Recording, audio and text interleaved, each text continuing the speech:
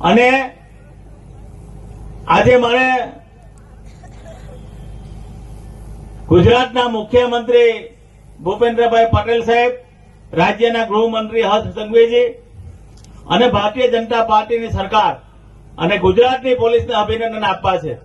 એટલા માટે આજે તમે જુઓ છો કે શહેરમાં પેલા ડ્રગ્સનું વ્યસન હતું, એ ધીરે ધીરે બધું વ્યસન આટલા પ્રમાણમાં ડ્રગ્સનું પકડીને એ ડ્રગ્સ ગામડા સુધી ના ગશે, એના માટે ગુજરાત પોલીસે કડકમાં કડક પગલા લીધા છે.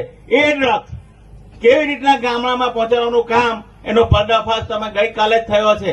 એ ગામડા સુધી ડ્રગ્સ પહોંચાડવાનું કામ જે લોકો કરતા હતા એને ગુજરાત પોલીસ અને સુરત પોલીસે પકડ્યા છે ગઈકાલે જ. શાકભાજી વેચવા તમે આવે, ગામડાની અંદર હાથ ભરાય, એ હાથની અંદર બહારથી લોકો આવે અને શાકભાજીની આડમાં એ ડ્રગ્સનો વેપાર કરતા હતા. એ ડ્રગ્સના વેપાર કરતા હતા ગઈકાલે જ સુરતની પોલીસે પકડ્યા છે. મેં ઓલપામાં તો બંધ જ કરાવી દીધા છે કે ભાઈ આ વસ્તુ અમારે ગામડા સુધી નથી ઘૂસવા દેવું. એટલે બહારથી જે લોકો શાકભાજીની આડમાં જે ધંધો કરતા હતા એને આ ગુજરાત પોલીસે રસ્તો બતાવી દીધો છે.